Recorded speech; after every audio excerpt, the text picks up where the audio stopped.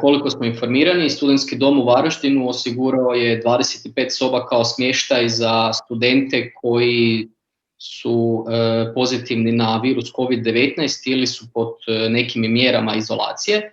No problem je da ti studenti u roku 48 sati moraju si organizirati nekakav drugi smještaj i u roku tih 48 sati napustiti studentski dom i te sobe. Moje pitanje je da li je moguće da županija u suradnji sa Ministarstvom obrazovanja, čija je to isto je ingerencija, pokuša negdje u Varaždinskoj županiji osigurati smještaj za takve studente, jer mislim da se svi zajedno možemo složiti da ljudi koji su u izolaciji ili su bolesni, ne bi bilo pametno da se previše šeću po vani ili ne daj Bože da takvi bolesni kada se osiguravaju prijevoz nekoga izravno zaraze ili njega otjeraju u izolaciju. Studentski dom ima posebno dio kapaciteta za samoizolaciju, to je i inače standard koji se mora poštivati.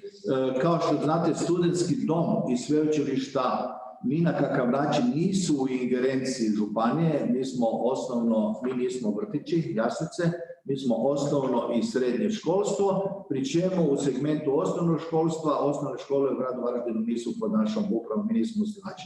Dakle, da imate sliku. Dakle, ne utječemo na studentski dom, ali na tragu iskustva koje smo imali, i mi smo jedna od samo 3 županije u Hrvatskoj koja je realizirala taj projekt u suradnji sa Ministarstvom socijalne skrbi. Mi smo ugovorili jedan poseban objekt za ljude koji su zaraženi u domovima umirovljenika, da ih izoliramo i prebacimo u taj poseban objekt.